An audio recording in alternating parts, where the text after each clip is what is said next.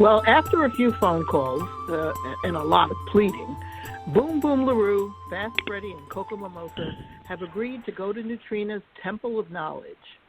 You know, in a city where old-style burlesque, sideshow freaks, and new vaudeville are commonplace on a Saturday night, you know, I guess a seance is really no big deal.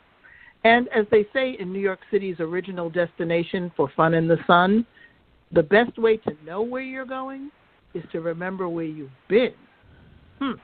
I can't wait to hear this one. Let's listen in.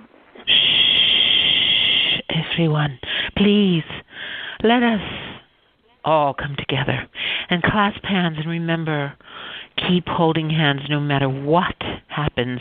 The circle must not be broken. Spirits of the heavens, near and far, we call on you. Double bubble, toil and tremble. Spirits of the underworld, assemble. Hello. Oh, for Pete's sakes, can we just get on with it? Shh, silence. You're blocking the spirits. I know you need to eat more fiber. Oh, shop, shop. Tomato, potato, hocus pocus. Oh, yes, I see a beautiful siren. She's calling her lover deeper and deeper into the waters of the ocean. Hydration is key. Are you kidding me? This show's better than anything on Netflix. Uh-oh, suddenly the lights are flickering again in the small room. And look, there's a burst of light. Neutrina collapsed on the table. Good heavens, I think Neutrina passed out. Let's sure hope she stays that way, at least for a little bit longer. Because that's my cue to tell everyone why you're here. Listen up. I didn't invite you here for a seance. No. The real reason I asked you to come was to help me solve a murder. And I believe the killer is right here in this room. What? Oh, for heaven's sake, I've got a show in an hour. I don't have time for this nonsense. Coach wasn't murdered. There's an autopsy report proving he had an asthma attack. End of story. What? An autopsy report? Good golly, is that true? Darn it. She's right. The police released a report earlier this morning. It's true. Coach wasn't murdered. Oh, my goodness. Well, Max, if you knew about the police report, why didn't you tell us instead of leading us on this goofy wild goose chase? Because, Tanya, this is my big chance to solve a murder. But Coach wasn't murdered, Max. You just said so yourself. Oh, my gosh. I'm not talking about what happened to Coach. No. What I meant to say is that I know who murdered... Mango, tango, radish, cabbage, lime, and lemonade. The spirits say he's talking about the mermaid, Tina Champagne. Neutrina's right. Tina Champagne never set foot in Las Vegas because she died right here in Coney Island 2 years ago. Oh, come on. That's impossible. I've got a stack of cards that prove you wrong. Well, Boom Boom, doesn't that just strike you a wee bit odd that in today's world where everyone's attached to their iPhones, that Tina Champagne never called you or even just sent a text? No, I just assumed it was her way of trying to be cute and everything. Well, wait. So if Tina didn't send me those postcards, who did then? I could tell you. I know who sent those postcards without even looking at them. It's the same person who killed her. It's Coco Mimosa. Me? How dare you accuse me? This is outrageous. He's a bigger scam artist than that crazy fortune teller Neutrina. Ha! Hold your poisonous tongue, or else I'll spill the beans about how you weaseled a bunch of low-life investors into fronting you $1 million to get Coach to sell the Shore Theater. My. Our kooky clairvoyant Neutrina seems to have struck a nerve, judging from Coco Mimosa's dead silence. Well, I guess Neutrina really does know her stuff. So that's why you were so desperate to get Coach to sell the shore theater. Those loan sharks are coming after you to get their money back. But Coach kept refusing her offers. So the only thing left to do for her was to tell Coach the truth. Tina Champagne was never coming back because she murdered her.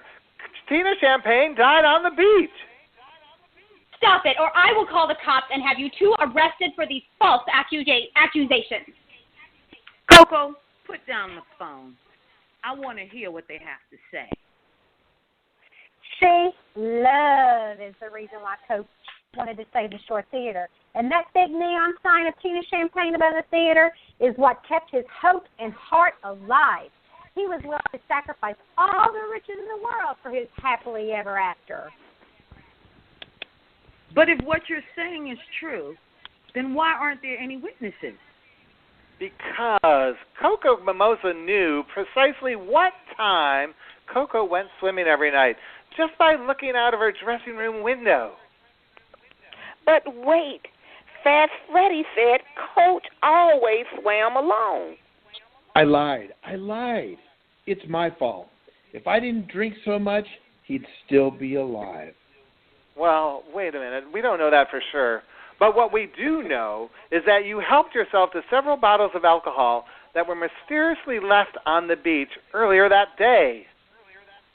Which we suspect Coco Mimosa put there so that by the time Coach went for his swim, that you'd be passed out or incoherent. Then, when Coco noticed that Freddie was out cold, she put her plan into action. She snuck out of the theater, ran across the boardwalk, down to the beach, and then she divulged that she killed Tina Champagne to Coach. And from what we gathered, it only took a few seconds before Coach went into a state of shock from asthma attack and then collapsed. And I take it, without his inhaler, he died right there within minutes. How are you able to figure all of that out? Because everyone knows mermaids don't need pedicures. But Coco Mimosa sure did. She needed to cover her tracks after dragging Coach's body into the sea. And beach sand can sure wreck your polish. That's why she had to freshen up her pedicure, remember? But Boo Boo lied to us, too. Hey, you're right, I did. But only because Coach made me promise. He was afraid I might get hurt if anyone found out about our plans to make the shore theater accessible. It was going to be a surprise for my Freddie. Aw, pussycat. Okay, Coco. Time's up. I'm going to call the police, and you're going to turn yourself in. Why would I do that? No one will believe you or your silly little theory. You don't have any proof.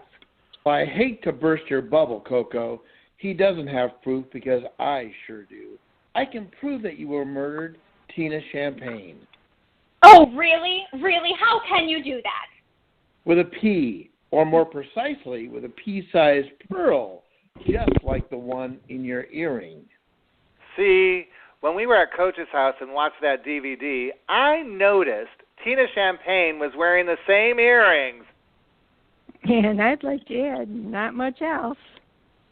After I heard Max's theory about Coach's death, I took my trusty metal detector back to the beach, and you can't imagine what I found hidden deep in the sand.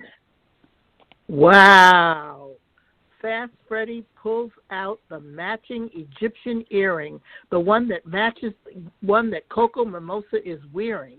Now, how weird is that? It looks to me like Neutrina was right when she said to search for the P. Maybe she does have more skills than just collecting cash, you think? It's only a matter of time before the police follow up on our lead and dig up Tina's remains, because this earring that I'm holding matches the one Coco's wearing. They belong to the Little Egypt, the most famous Turkish dancer known for the hoochie coochie.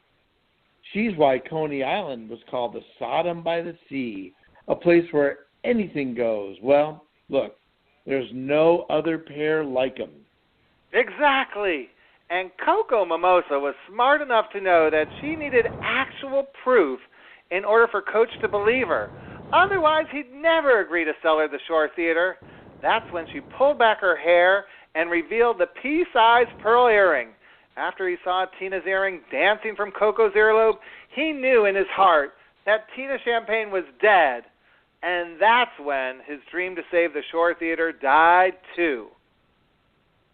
And you know what, Max? The police can test the DNA on both earrings and see if there's a match. I knew you were going to be trouble. I tried to stop you from snooping around. And I should have known you were the one responsible for scaring us half to death on that Wonder Wheel. Ha!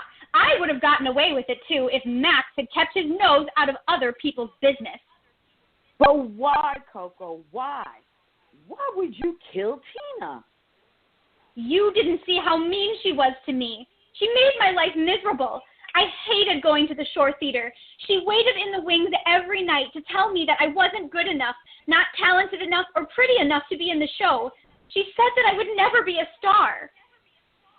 Oh, poor baby. Couldn't you see? She was jealous of you. She kept taunting me until I couldn't take it anymore.